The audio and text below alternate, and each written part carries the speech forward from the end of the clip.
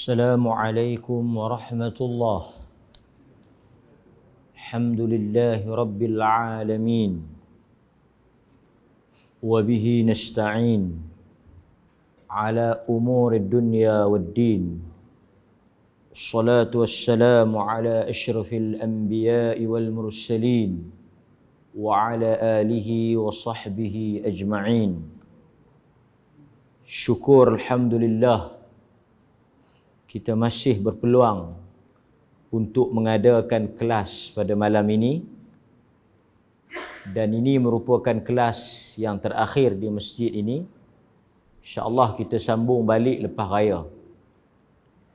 An Ali anna Fatimah alaihimassalam syakat ma talqa fi yadiha min ar-raha فأتت النبي صلى الله عليه وسلم تسأله خادما فلم تجده فذكرت ذلك لعائشة فلما جاء أخبرته قال فجاءنا وقد أخذنا مضاجعنا فذهبت أقوم فقال مكانك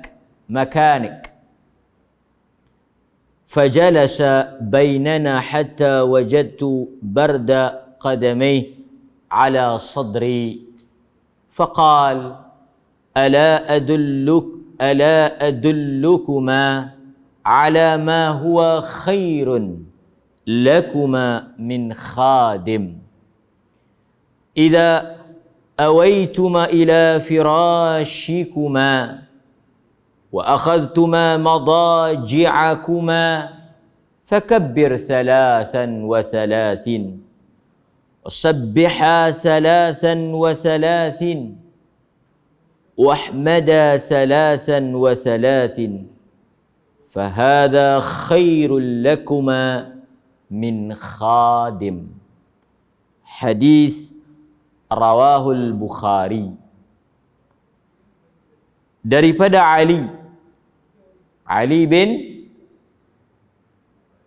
bin Abu Talib. Dia cerita isteri dia. Siapa dia? Fatimah bintu Muhammad sallallahu alaihi wasallam. Ali sepupu Nabi. Ali ni dia sepupu dengan Nabi sallallahu alaihi wasallam. Fatimah dengan dia pangkat anak menakan pupu. Kalau dua beradik, anak adik kita tu atau anak abang kita tu kita panggil anak menakan. Anak saudara. Kita sebagai pak cik dia lah, uncle dia. Pak Long, Pak Ngoh, Pak Jang. Tapi kalau anak sepupu kita, sepupu ni maksudnya bapa kita dengan bapa dia dua beradik. Betul? Kita dengan dia jadi sepupu. Siapa dua beradik dalam kisah ni? Abdullah dengan Abu Talib. Abdullah bin Abdul Muttalib. Abdullah bin Abdul Muttalib. Abu Talib bin Abdul Muttalib. So, mereka dua adik. Kita ada Al-Abbas. Al-Abbas bin Abdul Muttalib. Siapa lagi? Pak-pak menakan Nabi yang tuan-tuan kenal, siapa dia? Hamzah bin Abdul Muttalib. Apa? Hamzah ni bapa menakan yang masuk Islam lah. Nabi ada Al-Abbas, Hamzah, Abu Talib. Abdullah ni the last child, anak yang terakhir. So tuan-tuan, Ali ni dia telah berkahwin dengan anak Nabi iaitu Fatimah. Jadi kalau dia tak kahwin, dia pangkat pak menakan pupu lah. Boleh menikah tak boleh menikah? Boleh, sebab kita dengan sepupu boleh kahwin tak? Pak Cuh nama. Sepupu boleh kahwin tak? Boleh kahwin kan? Tuan-tuan ingat macam ni. Kalau kita boleh kahwin dengan usul, kita juga boleh kahwin dengan furu'. Maksud kalau kita boleh kahwin dengan mak dia, dengan anak dia boleh tak? Boleh tak? Kalau saya ada kakak, boleh saya kahwin dengan kak saya? Belum? Boleh tak? Boleh? Saya boleh kahwin tak dengan kak saya? Tak boleh. Kalau saya tak boleh kahwin dengan kak saya, artinya saya juga tak boleh kahwin dengan anak kak saya. Itu dia panggil, kalau kita tak boleh kahwin dengan usul tu, pokok tu, kita tak boleh kahwin dengan cabang dia. Tapi kalau saya boleh kahwin dengan sepupu, anak pada sepupu tu saya boleh kahwin tak? Boleh. Dia punya kaedah dia macam tu. Tuan-tuan nak tahu tuan-tuan boleh kahwin tak boleh kahwin dengan dia? Tuan-tuan boleh kahwin tak dengan mak dia? Kalau tuan-tuan boleh kahwin dengan mak dia, tuan-tuan boleh kahwinlah dengan anak dia. Itu kaedah kalau kita tengok tu lah. Jadi kita tak boleh kahwin dengan kak kita. Pasal itu kita tak boleh kahwin dengan anak menakan kita. Tapi kita boleh kahwin dengan sepupu kita. Artinya kita boleh kahwin dengan anak sepupu kita. Ada qaul, pandangan yang sebut, pandangan masyarakat lah saya ingat, bukan pandangan nas. Kalau kita kahwin sesama adik-beradik, dia melahirkan anak yang kurang bagus. Bisa dengar?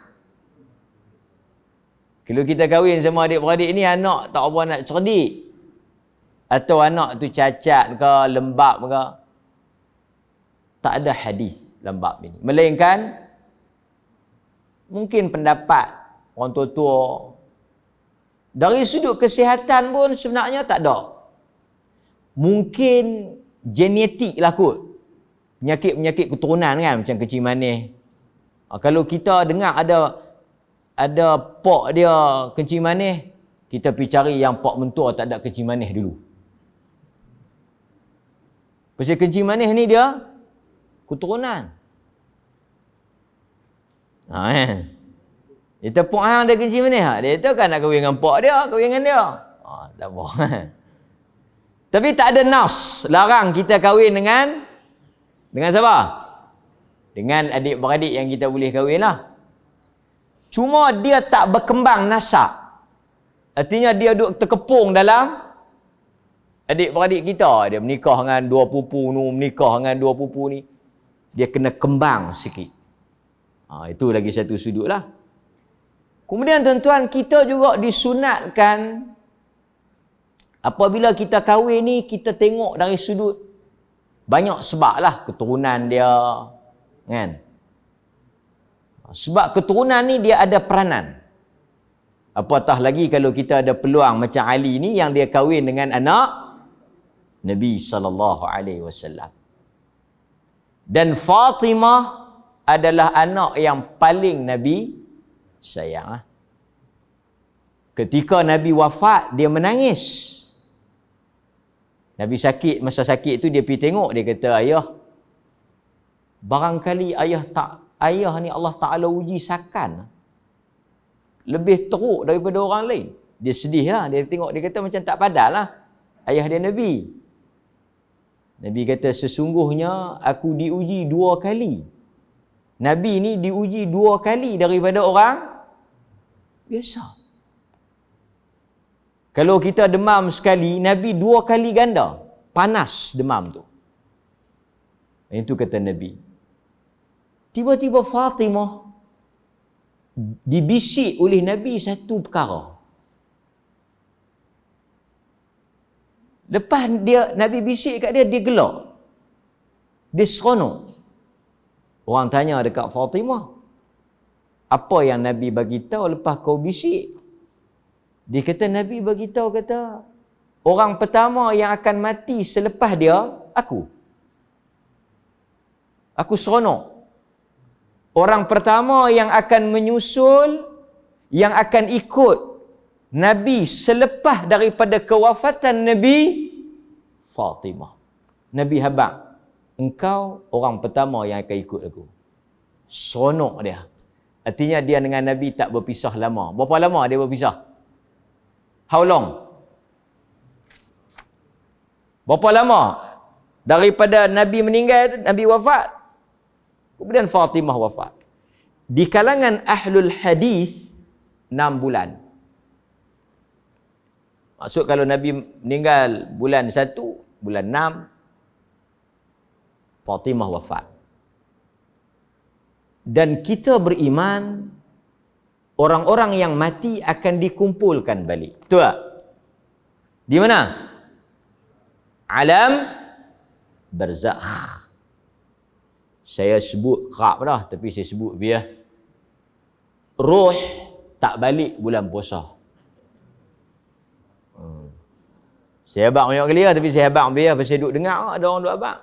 Itu roh dikumpulkan dan dilepaskan balik pada bulan puasa. Ini tidak benar.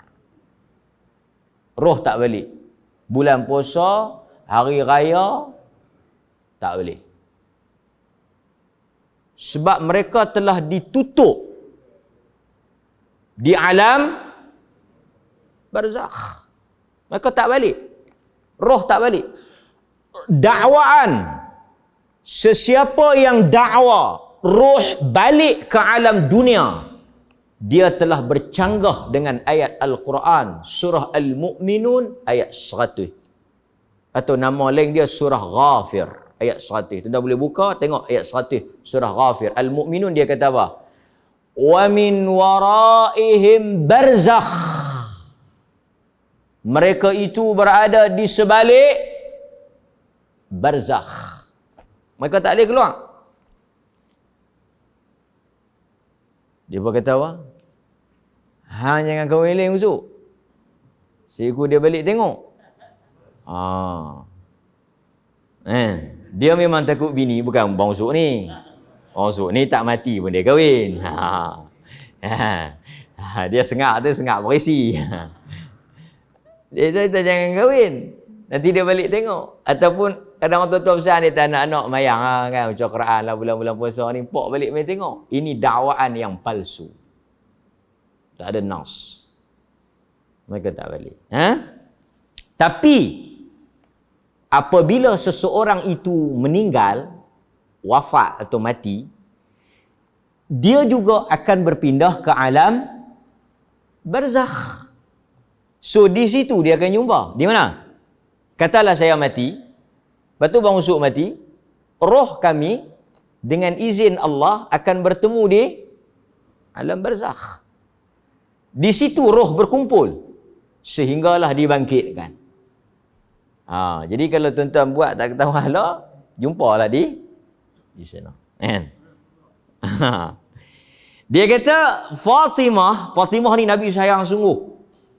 Dan Fatimah ni dia suka ngacung. Dia suka, bukan dia mengacung, dia suka pi luh perasaan. Satu hari dia pi habaq dekat Nabi, Ali nak pi kahwin dengan anak Abu Jahal. Dah kahwin dah dengan dia, nak pi menikah dengan anak Abu Jahal. Fatimah dia tak, perempuan mana, dia tak terima lah. Dia pi habaq kat pak dia. Nabi ni bila dia dengar report tu, dia naik atas mimbar. Aku tidak mengharamkan apa yang halal. Aku tidak menghalalkan apa yang haram. Tidak layak bagi anak kekasih Allah berhimpun dengan anak musuh Allah. Dia bubuh sudah, Ali cancel terus. Artinya aduan Fatimah tu dia dengar, dan reason Nabi itu kukuh, ada sebab. Kan? Dalam kes ni kata Ali syakat ma talqa fi yadiha minar raha. Fatimah ni dia punya uli tepung tu, uli buat kerja luka. Buat kerja sampai luka. Pasal Ali ni bukan orang senang. Orang susah. Pasal itu tuan-tuan, di kalangan fuqaha, mereka sebut, saya sebut dalam kuliah di Alok Senar ke di Kampung Senar minggu lepas. Di kalangan fuqaha, mereka suruh kita timbang soal kafa'ah, soal sama taraf bila kita nak kahwin. Kalau dia anak orang kaya yang dia tak pernah buat kerja rumah, dia pergi kahwinlah dengan orang yang juga kaya, yang boleh sediakan orang gaji. Di kalangan fuqaha, umpamanya dalam mazhab Hanafi, dia kata kalau satu orang suami mampu menyediakan orang gaji, khadim, dia mampu dan isteri dia dulu tak pernah buat kerja rumah, dia kena sediakan. Dia boleh demand. So kita kahwin biar padan dengan kita. Kalau kita taraf rendah, kita kahwin dengan orang taraf rendah. Senang nak hidup. Piramli buat cerita tu betul. Kan? Syaklah ni dia tak pernah buat kerja, tiba-tiba mai rumah kita nak basuh baju apa semua. Dia kata mai duduk dengan aku nak ajak pergi. Lari malam. Kalau kita rasa kita taraf ni, kita pergi kahwin dengan, kalau kita makan ikan kering, pergi cari orang yang makan ikan kering juga. Pasal bila dia mai rumah kita, dia tak terkejut.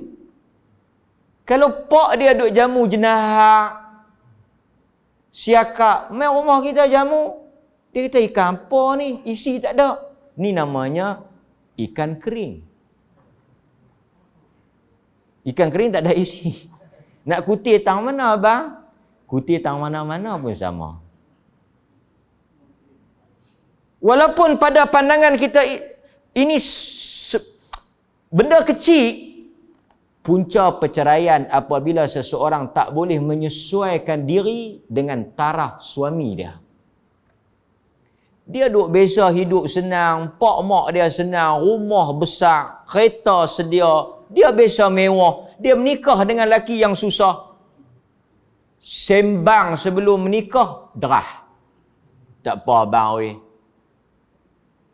Tidur bawah pokok pun cik sanggup. Janji boleh tidur dengan abang. Ayat ni semua ayat tak kentut lagi. Jadi kita kahwin biar dia tahu arti susah. Kan? Nampak?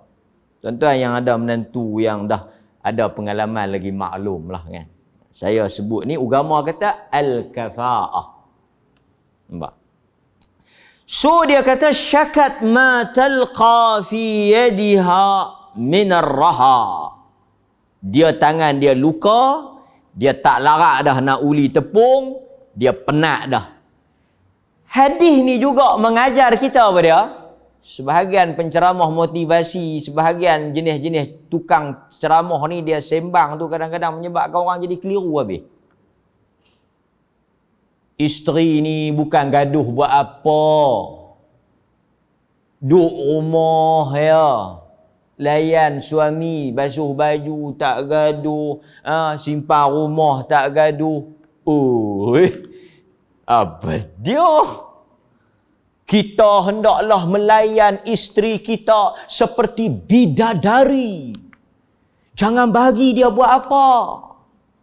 Sembang takak boleh lah. Cerita tepi-tepi kedai kopi tu boleh lah. Tulis dalam Facebook boleh lah. Kan? Hakikat dalam agama, isteri, bila kita tengok di kalangan isteri-isteri sahabat, mereka buat kerja. Dan di kalangan isteri-isteri sahabat, mereka faham. Tugas, tanggungjawab seorang isteri adalah kerja rumah. Tak ada nas kata kena layan isteri macam bidadari. Jangan bagi isteri. Jangan bagi. Sabun pun jangan bagi kena. Sekali lagi melupah. Bayang sampai 7-8 ribu kita nak basuh pinggan. Bukan harak, bukan halak. Boleh abang itu? Boleh. Agama. Ini anak Nabi. Uli sampai terluka, terkoyak tangan. Artinya apa? Maklum di sisi wanita-wanita salaf, wanita-wanita Nabi, wanita-wanita sahabat, isteri-isteri, anak-anak mereka, bahawa tugas seorang isteri menguruskan rumah tangga suami. Ini nas. Dia kata, abang buat medali, kata kami kena masak. Ni dalil dia, Fatimah. Buat aja rumah. Cuma suami yang bagus, sekali-sekala dia tengok isteri dia penat, isteri dia teruk, dia pergi tolong lah. Kan? Angkat pinggan ke, tolong basuh 1-2 dah dia masak. Bukan takut, tapi sunnah. Sunnah. Nampak? Saya baca satu hadis. Saya takut tuan-tuan kena kata takut bini.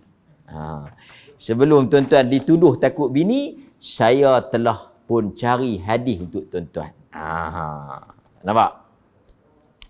Anil Aswad.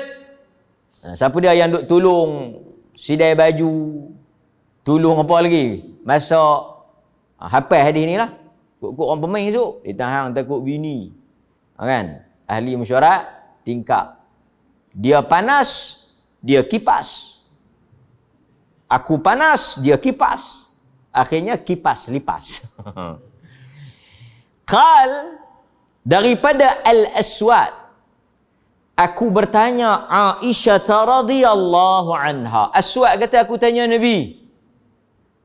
Aku tanya Aisyah tentang Nabi. Ma kana Nabi sallallahu alaihi wasallam yasna' fi baitih. Aswad pergi jumpa Aisyah tanya, cerita main Nabi duk buat apa di rumah? Nabi duk buat apa di rumah? Ini suami-suami ahli sunnah ni. Dengar. Suami-suami mithali. Mithali maksud apa? Contoh. Perkataan Arab mithali tu. Suami contoh. Suami yang ikut sunnah, suami yang mencontohi Nabi, dia kena tengok jawapan Aisyah ni. Kana yakunu fi mihnati ahlih. Ta'ni khidmata ahlih. فَإِذَا حَضَرَتِ الصَّلَاةُ خَرَجَ إِلَى الصَّلَاةِ. Nabi ni bila dia duduk di rumah, dia tolong isteri dia, bantu isteri dia buat kerja. Aisyah kata. Kadang-kadang dia sapu sampah dan sebahagian riwayat, dia jahit kasut, dia jahit baju. Dia buat kerja rumah. فَإِذَا حَضَرَتِ الصَّلَاةِ. Apabila orang azan, dia keluar pergi masjid. Itu suami yang saleh. Dia duduk di rumah, dia tak ada kerja apa, mungkin dia balik, dia cuti, hari cuti ke, dia tengok isteri dia, dia tolong angkat baju ke, tolong sidai baju. Tidak jatuh maruah seorang suami yang buat kerja rumah. Bahkan itu termasuk di dalam perintah Quran, wa'ashiruhunna bil ma'ruf. Quran kata apa? Quran perintah untuk suami, wa'ashiruhunna bil ma'ruf. Pergaulilah isteri kamu dengan cara yang ma'ruf. Siapa yang, pasal itu tuan-tuan, isteri memang kena buat kerja rumah. Tapi kalau suami tak bantu, dia tak termasuk dalam bil ihsan. Quran kata, innallaha ya'murukum bil adli wal ihsan. Pasal itu Nabi kata, bila datang kepada kamu seorang lelaki yang kamu reda agamanya, reda akhlaknya, maka kahwinkanlah dia dengan anak kamu. Jika kamu tidak mengkahwinkan dia dengan anak kamu, dibimbangi kamu kena fitnah. Mari satu orang kita tengok agama dia bagus, perangai dia bagus, akhlak dia bagus, sikap dia bagus. Kan? Orang semayang, ambil kahwinkan dia dengan anak kita. Jangan main rumah kita. Kata boyfriend hang nak main di rumah, nak main berjumpa dengan kami. Dia main kau apa? Dia main hari Jumaat. Kau apa? Kuih 1,5. Bang tu, hari Jumaat kuih 1,5. Tu lah. Kan? Saya kadang-kadang kita boleh tahu kelaku orang ni daripada tindak tanduk dia. Nak main rumah pak mentua waktu maghrib. Kan? Takkan satu orang semayang nak pergi rumah orang waktu maghrib. Kita berperang hang, tunang hang nak main apa kata nak main berjumpa dengan kami. Dia dah saya ikut 7.30 dia sampai. 7.30 aku nak pergi masjid. Abang kat dia macam ni lah. Dia pergi cari anak orang lain dulu. Gamak tak jumpa, baru main cari anak aku balik. Putih terus ngayat tu. Banyak kisah yang berendam air mata lepas menikah. Kita tak salah semua orang bercerai. Tapi agama kata apa? Sebelum kita kahwin, kita pilih. Tuan-tuan pergi merkit, pilih dah ikan. Pak Long, pergi merkit, pilih kelah dah ikan. Ikan medak, ikan baru, mata merah, kelah lah. Ikan pun kita kelah. Takkan yang nak jadi teman hidup bini kita pakai ambil lebih kurang lagu tu, betul tak? Saya duk syarah hadis ni bukan beletak. Saya sambung. Okey, so cerita tadi dia tak habis lagi. Dia pi buat apa dekat Nabi? Dia pi minta orang gaji. فأتت النبي صلى الله عليه وسلم تسأله خادما. Dia pergi cari Nabi ni untuk nak minta Nabi bagi kat dia seorang khadim, hamba. Nak mai tolong dia. Dr. Yusuf Al-Qaradawi dalam Fatawa Mu'asirah dia kata apa? Menjadi satu kewajipan bagi suami yang mampu, kalau dia mampu, dia bagi orang gaji. Kalau dia mampulah. Kan? Dia kata, lah ni macam ni lah. Aku pun tak mampu. Jadi kita cari yang tak gaduh bayar. Faham? Mereka duk tanya saya, macam mana nak ambil orang gaji ustaz? Saat lagi mai hak perempuan nak buka tudung depan saya. Susah kan kalau kita ada orang gaji. Kalau hamba tak apa. Hamba tak apa. Orang gaji kita bukan hamba. Bila dia kerja dalam rumah kita, payahlah dia aurat dia dengan kita. Jadi kita kena buat bagi dia jadi mahram kita. Baca hadis lambat tangkap, bagi contoh lambat tangkap. Ataupun dia takut nak tangkap. Falam tajiduhu fadhakarat dhalika li'aishata. Dia pipi, Nabi tak ada. Dia pi tu nak jumpa Nabi, nak habaq kat ayah dia. Ayah tolong hantar main seorang orang gaji. Tak larat lah buat kerja.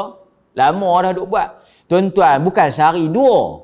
Tangan sampai pecah ni lama lah. Dia nak pergi habaq kat Nabi suruh hantar. Artinya tuan-tuan, boleh tak satu orang anak pi mengadu kat pak dia ni cerita pasal rumah tangga? Boleh. Kalaulah benda itu tidak mengakibatkan fitnah. Boleh tak? Kita ada anak perempuan, telefon kita. Ni ayah, ada apa? Nak cerita sikit. Hanya ada cerita apa kat aku? Hang dengan lelaki yang aku tak mau masuk campur. Tak, dengar lu dia nak cerita apa. Boleh, dia boleh cerita. Kata lelaki dia buat apa agak kita sebagai bapak, kalau ada tengok kemudaratan, kita boleh masuk. Kita wali. Nabi main mengadu kat dia. Dia dengar. Tapi tak ada rezeki, Nabi tak ada. Cerita ke Aisyah. Mak tiri dia lah. Kemudian bila Nabi balik, falamma jaa akhbarathu. Bila Nabi balik, Aisyah pun cerita. Nabi ni dia concern. Dia ambil peduli. Tu satu orang bapak bagus. Tambah anak perempuan. Pasal itu siapa yang hanya orang yang ada anak perempuan saja yang faham. Ada anak perempuan saja yang faham. Hubungan satu orang bapa dengan anak perempuan dia ni sangat berbeza dengan anak lelaki-lelaki. Aisyah ni dia, Nabi ni anak perempuan dia ni, dia habaq tak tunggu esok. Dia dapat saja cerita tu, malam tu juga dia pi. Yang kata sayang anak perempuan ni. Lepas itu Nabi kata mani betala, atau dalam sebagai mani betulia, siapa yang diuji dengan anak perempuan. Nabi ada 3 orang anak perempuan. Ruqayyah, Zainab dengan Fatimah. Ummu Kulthum, kan? So Nabi SAW ni pi malam tu juga. Dia tak boleh duduk, dia nak pi. Dia pi. Faja'ana wa qad akhadna madaji'ana. Dia main masa tu kami nak lena. Madaji', kami duduk atas tempat tidur. Nabi main masuk. Artinya bolehlah kita pergi malam-malam kan, rumah anak kita. Fadhahabtu aqum faqal. Ali ni dia nak mangkit tau. Dia nak mangkit pi lah. Dah pak mentua mai. Pak mentua pun bukan sebarangan pak mentua Nabi. Dia nak mangkit nak pi lah. Nabi kata makanak. Kekal di tempat tu. Tak apa, tak payah mangkit. Duk. Stay. Tak apa, aku pi. Nabi pi. Fajalasa bainana. Nabi pun duduk di antara kami. Nampak? Lepas tu satu orang bapak mentua, pak mentua, dia kena jadi apa? Pendamai. Dia kena jadi sebagai orang yang menyelesaikan. Bukan anak balik mai abang dia teruk tangan. Tulah hang. Aku suruh cari lawyer, magistrate. Hang pergi cari ahli muzik. Kasim, Syabariah nak balik mana? Ini tak guna ya. Kita kena pergi solve the problem. Pergi bagi cool, bukan tuang minyak. Bukan taruh bagi tembung. Kadang-kadang anak balik mai abang dia kata pasal apa lelaki dia macam ni. Sabarlah, mungkin dia pun duk usaha tu. Kita bagi ni, jangan ni. Pak selalu okey. Mak selalu. Itulah bapa hang. Dia nanti buat taruh. Anak tu, mula anak tu boleh terima tak? Anak tu okey, masuk mak dia punya jarum, balik tidur tak lena dia tak. Sabar. Kita pergi bersabar kan. Nampak? Lepas tu Nabi kata duduk. Ali kata duduk dekat Nabi dengan kami ni, sejuk kaki dia tu basah sampai ke dada. Duduk dekatlah kan. Anak menantu dia tak apalah. Faqal, Nabi kata, ala adullukuma ala ma huwa khairun lakuma.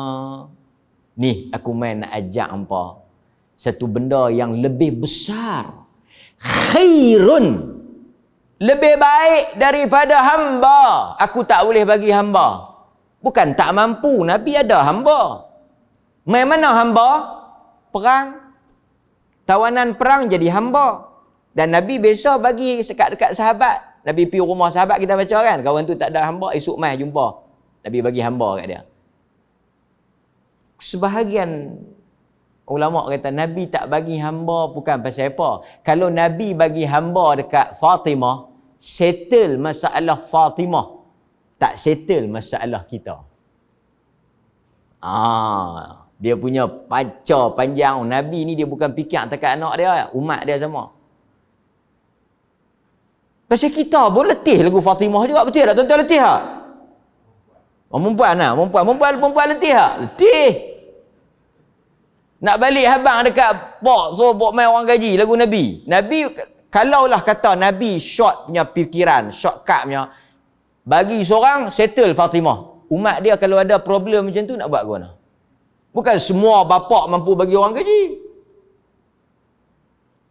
Maka Nabi ajak solution, penyelesaian yang menyeluruh. Siapa-siapa pun boleh. Apa dia? Nabi ajak zikir. Nabi ajak zikir. Zikir ni, dia ajak dekat Fatimah. Siapa-siapa perempuan, ibu-ibu, kakak-kakak yang tak larat buat kerja rumah tu, baca ni. Yang ni betul. Yang ni memang Nabi ajak. Kata para ulama, zikir ini bukan sahaja memberikan manfaat ukhrawiyah, memberikan pahala di akhirat, tetapi dia juga memberikan manfaat duniawiyah. Apa dia? Menguatkan badan. Zikir penguat badan. Zikir penghilang letih. Aisyah kata, Fatimah kata lepas dia amal ni, dia tak berasa letih dah. Dia tak berasa letih dah, zikir ni. Apa dia? Nabi kata, "Idza awaituma ila firashikuma." Apabila hampa berdua pi ke tempat tidur. Baca sebelum tidur. Baca sebelum nak tidur. Au akhadhtuma madaji'akuma fakabbira 33 kali Allahu Akbar. Allahu Akbar, Allahu Akbar, Allahu Akbar, Allahu Akbar. 33 kali. Sebelum tidur. Okey? Wasabbiha 33. Subhanallah 33 kali. Subhanallah, Subhanallah, Subhanallah 33 kali. Sebelum tidur. Wahmada 33. Dan juga 33 kali Alhamdulillah.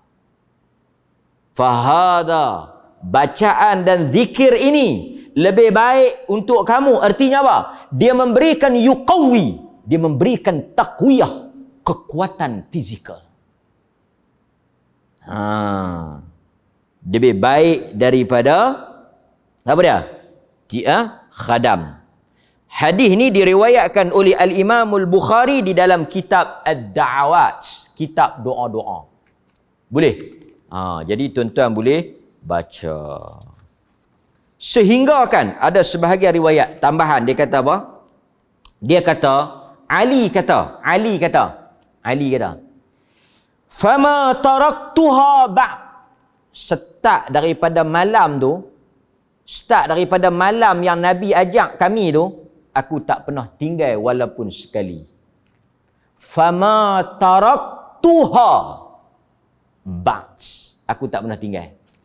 Ada satu orang tanya Ali. Satu orang tanya Ali apa dia? Ali kata, satu malam pun aku tak pernah tinggal. Sejak daripada Nabi ajak tu. Ini yang dikatakan sahabat. Dia bukan setakat dengar, tapi dia berusaha untuk beramal. Orang tanya dekat Ali, wala laylah siffin. Adakah pada malam hang perang dengan Muawiyah? Malam perang dengan Muawiyah pun hang tak tinggal, hang baca juga. Ali kata, wala laylah siffin. Pada malam perang pun aku baca.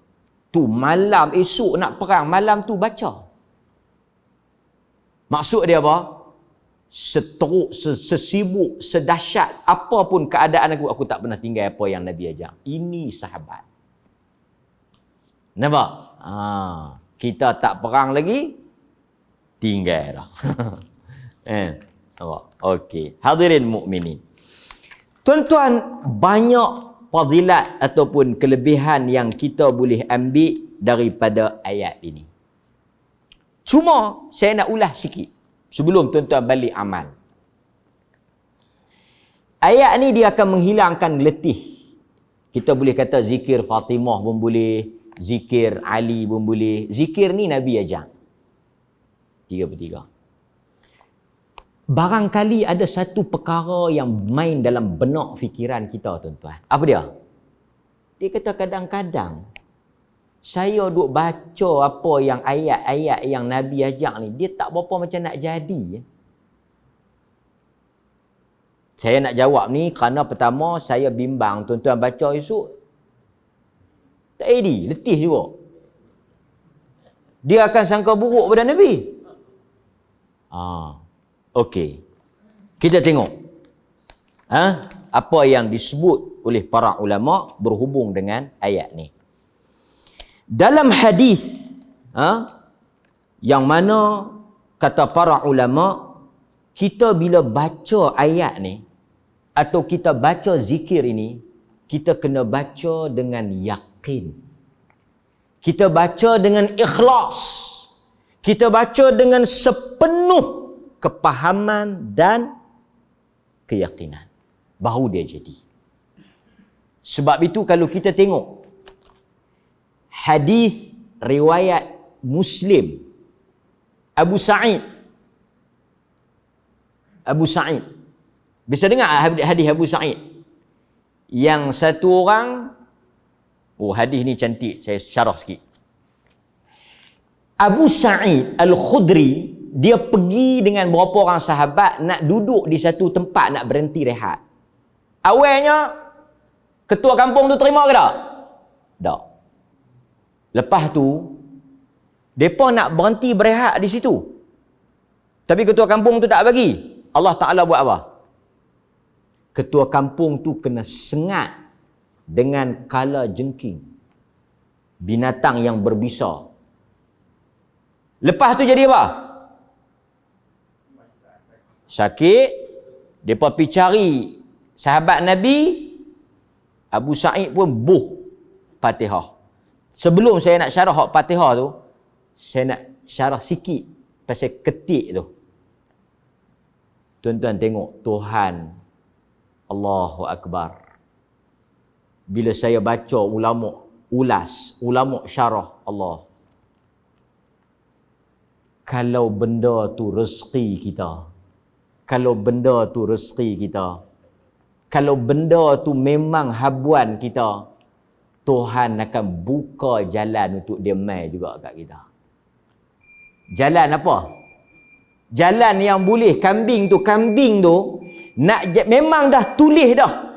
Rezeki Abu Sa'id Al-Khudri pada hari itu dengan sahabat-sahabat lain, depa akan dapat bermalam di situ. Depa akan dapat makan pada malam itu. Dah memang tertulis. Awalnya ketua kampung tu tak bagi. Ketua kampung tu tutup. Tuhan buka. Tuhan buka dengan apa? Tuhan hantar menatang ketik, rezeki terbuka. Tuan-tuan boleh sangka. Azan, sekejap saya akan syarah. Besarnya bila Tuhan takdir, tak ada siapa boleh tutup untuk kita. Tu hadis kala jengking tu. Azan, sekejap saya syarah sikit. Wallahu a'lam.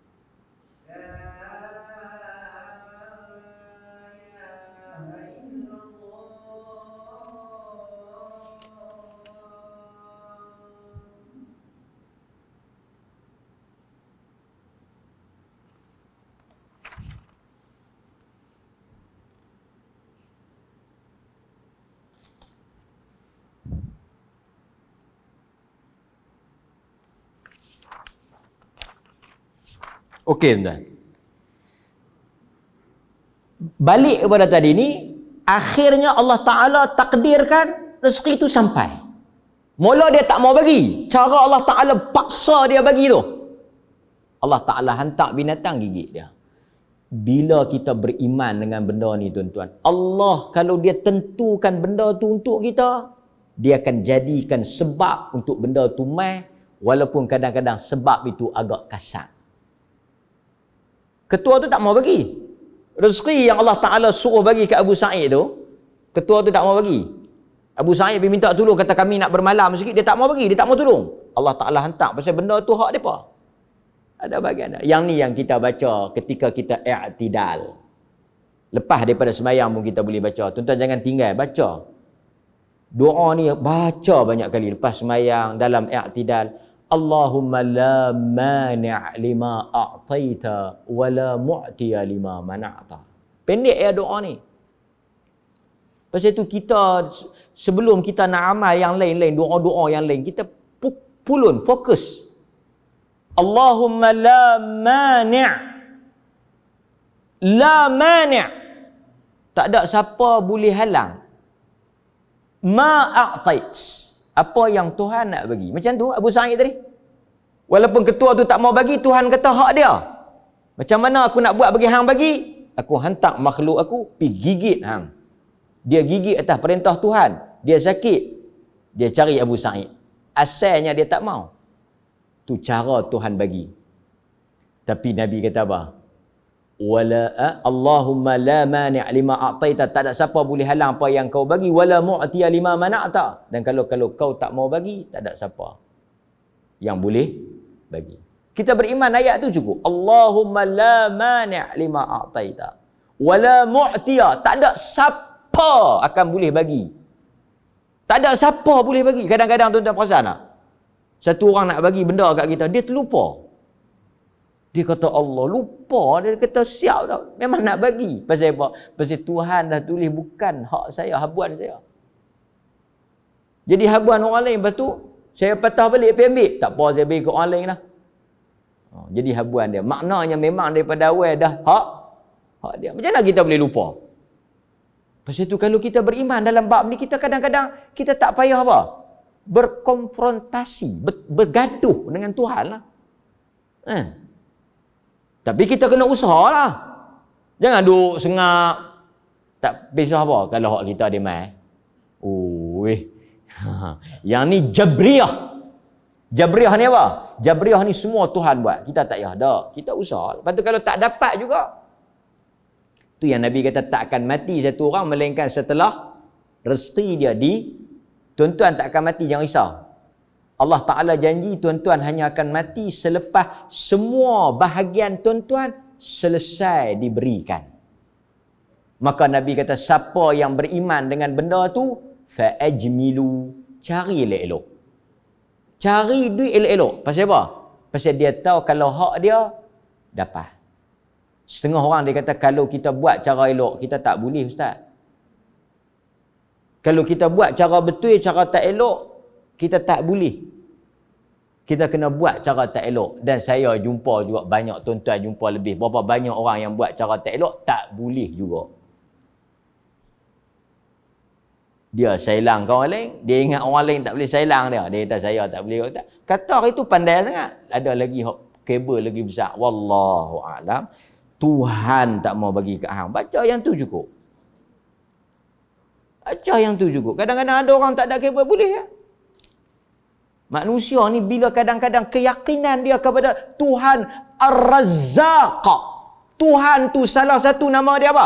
Ar-Razzaq. Kita anak kita nama tu sedap dah. Abdul Razzaq. Hamba kepada Tuhan yang bagi rezeki. Dan Tuhan sebut dalam Quran, wallahu khairur raziqin. Tuhan itu sebaik-baik pemberi rezeki. Dia tahu kadar yang hampa patut dapat. Dan dia sebut dalam Quran kadang-kadang kalau dia bagi lebih, barau, hampa melampau. Pasal itu dia tak bagi lebih. Mudah-mudahan tuan-tuan Allah Ta'ala bagi kat kita macam tu. Okey. Di dalam Al-Quran Allah Ta'ala sebut dalam surah Al-Mu'minun. Dalam surah Al-Mu'minun. Ayat yang ke-115 dan 118. Dia ada cerita ayat ni. Abu Sa'id baca apa? Al-Fatihah. Nabi tanya dia, hang baca apa? Al-Fatihah. Pasal apa hang baca? Hang tahu mana? Dia tak dia baca lah. Jadi tak? Jadi. Kita baca Fatihah jadi tak? Tak jadi. Beza tang mana? Tang ni. Abdullah bin Mas'ud dia kata anna rajulan musaban marra bihi Abdullah bin Mas'ud. Satu orang laki-laki dia terkena musibah, dia pergi jumpa Abdullah bin Mas'ud. Abdullah bin Mas'ud ni apa? Baca di telinga dia ni. Faqara'a. Abdullah bin Mas'ud baca apa? Afahasibtum annama khalaqnakum abatha. 115 sampai 118 Al-Mu'minun. Siapa baca? Abdullah bin Mas'ud. Dia baca ayat tu kat telinga kawan yang sakit tadi ni. Apa jadi tuan-tuan? Sampailah habis fabara'a. Lega. Al-Mu'minun 115 sampai 118. Lega. Kawan tu lega. Baca di telinga lega. Fabara'a. Hilang. Tuan-tuan, fadhakara dhalik li Rasul. Depa pun pergi cerita dekat Nabi. Lega Rasulullah. Dia baca ayat tu lega. 115, 118 Al-Mu'minun. Nabi SAW tanya, apa yang kau baca? Bimadha qara'ta? Nabi tanya, bimadha qara'ta? Hang baca apa di telinga dia? Kemudian Abdullah bin Mas'ud fa akhbarahu, dia pun ceritalah, kata dia baca Al-Mu'minun 115 118. Apa dia berlaku tuan-tuan? Nabi kata apa? Ini rahsia dia. Nabi kata, demi Allah, sekiranya lau anna rajulan muqinan,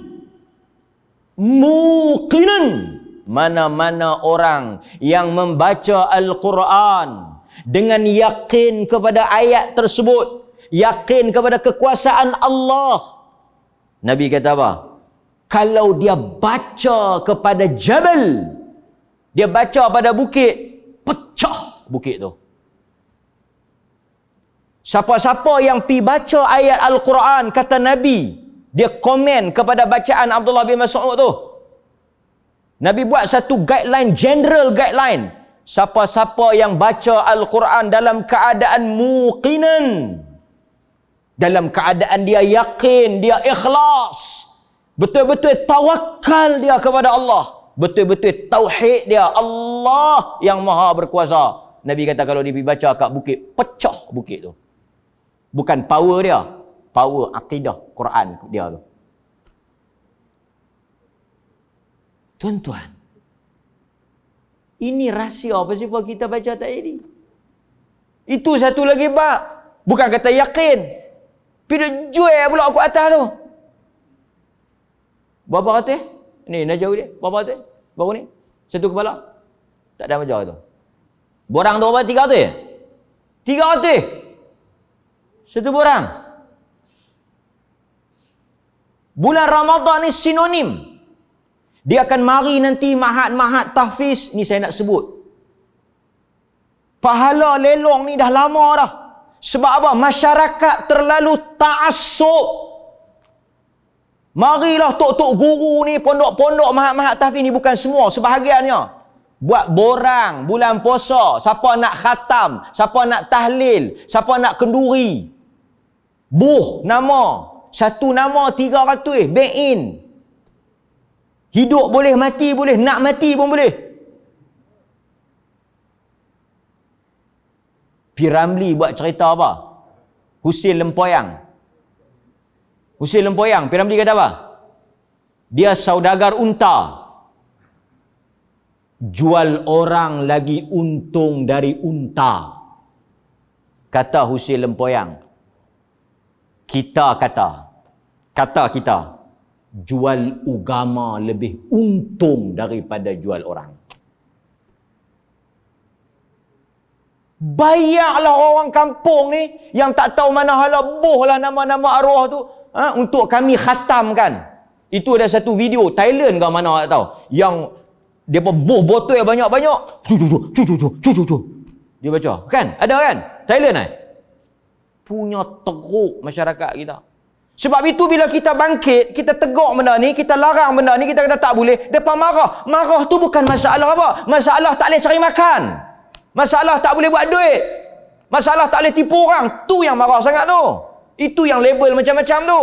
Bisa tuan-tuan semua sedar, tuan-tuan ambil borang, lepas ambil borang, oh yang ni ustaz kata tak boleh, kita baca sendiri, lipat buh. Depa rugi dah. Bila depa rugi, depa marah tak? Tu saja buah-buah dia tuan-tuan. Itu pertemuan yang sebenar, duit. Nak kau keuntungan di atas apa? Di atas kejahilan masyarakat. Tak ada amalan ni pada zaman Nabi, pergi kutip duit. Sahabat pun susah. Tak ada depa. Kalau depa baca lebih kompom daripada kita baca, betul tak? Kalau Abdullah bin Mas'ud kata tengok aku baca lega, hampa mai, aku nak tolong baca. Tak ada. So saya sebut ni pada tuan-tuan supaya tuan-tuan boleh sampai pada orang-orang yang tak mai tu, kalau mari bulan puasa ni, tak payah duk join. Kalau banyak sangat duit, yang peliknya benda-benda yang tak betul macam tu, depa bagi. Yang dekat masjid ni buat kedekut pula. Yang dekat masjid ni tak mau, yang masjid kompom betul ni tak mau bagi. Kan? Ini pun permainan iblis. Tu satu. Yang kedua tuan-tuan, kelebihan dan keutamaan zikrullah sangat hebat. Bukan sahaja dia memberikan ketenangan jiwa, dia memberikan kebahagiaan. Lepas itu kita ajak isteri-isteri kita jangan ajak mewah sangat. Ajak hidup sederhana. Kalau kita mampu kita ajak. Kalau ni kita ajak, tuan-tuan saya nak bagi tahu. Ni rahsia.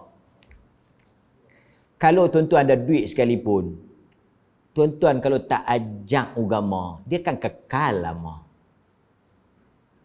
Hari ni dia mebay, tuan-tuan pergi beli gelang. Ni saya nak sebut ni, budak anak-anak kita kan, dia mebay, kita pergi beli mainan. Lama mana tahan? Dia berhenti tak mebay? Pak Long, dia berhenti mebay? Lepas tu dia mebay balik tak? Kita pun pergi beli mainan balik, hilang mebay. Budak-budak macam tu lah. Bini kita buat perangai, kita bagilah gelang ke, beli baju ke apa ke. Bukan tak boleh, boleh. Dia sengak lah, dia syok. Lepas tu Zani jadi kes dia membayar pula. Sampai bila? Sampai apa kesudahannya?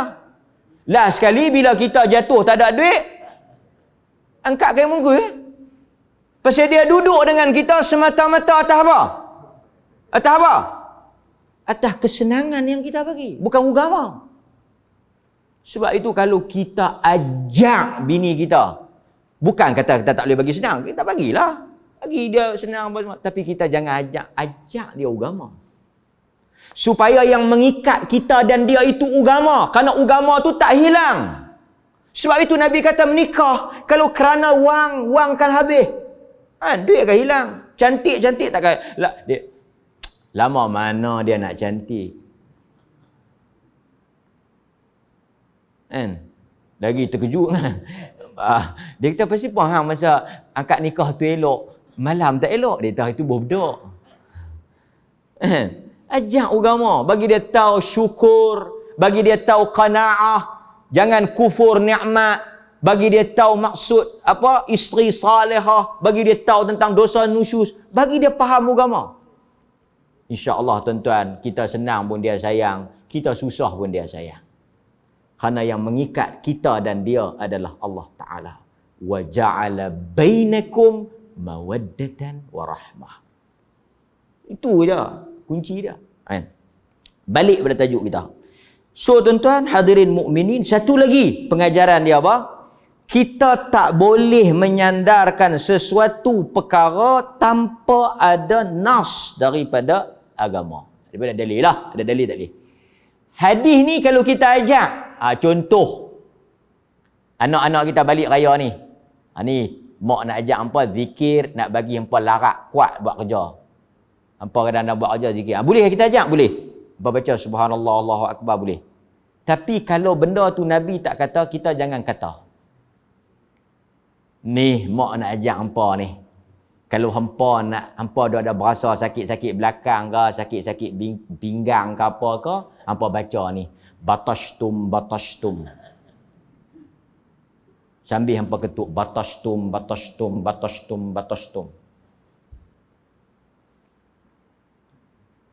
Nabi tak kata, ayat tu pun tak ada cerita sakit pinggang. Ayat tu kan cerita sakit pinggang, ayat tu cerita tajuk lain. Tak boleh. Dia tu ada ustaz mana yang cerita? Ustaz bukan Nabi. Yang ajak Fatimah ni Nabi. Pasal tu ayat batashtum tu bukan ayat pinggang, bukan ayat sakit pinggang tak. Tapi kalau anak kita tanya, mak, dia kata saya ni suhati, nak baca ayat apa? Hang bacalah ayat apa-apa pun, lepas tu hang tawakal lah, hang sebutlah berkat hang baca Quran ni, Allah Ta'ala tolong hang. Boleh. Pasal the whole Quran, keseluruhan Al-Quran itu syifa. Dia kata, mak awak tak duk berasa sakit ni, apa, leher ni, 2-3 malam masa kerah leher ni, tidur tak boleh. Ada nak baca apa-apa, hang baca Fatihah. Hang bacalah ayat-ayat apa yang hang reti, hang baca apa tu hang doa Allah Ta'ala tolong hang. Berkat ayat Quran tadi. Boleh. Tak boleh kita pergi duk, setengah orang dia pandai pula. Dia pergi cari ayat yang sebut leher. Ada leher. Ada dalam Quran leher. Dia pun buat ubat leher. Ayat sebut sikit, bunyi nu sikit, bunyi ni sikit. Ayat tu, dia buat ubat ni. Tak boleh. Yang tu kita kena beware. Pasal tu banyak petua-petua sakit ni. Dia kata takkan salah ustaz ambil Quran. Tak salah. Tapi kita jangan, dia panggil apa? Jangan kita khususkan ayat tu untuk sakit tu tanpa ada dalil. Nampak? Ini satu benda yang kita nak kena. Dan saya nak tegur juga, ada viral 1-2. Ustaz, cakaplah benda yang kita reti sudah. Ustazah pun sama, bercakaplah benda. Ustazah kadang-kadang bila kita dengar, ustazah ke petua orang tua-tua.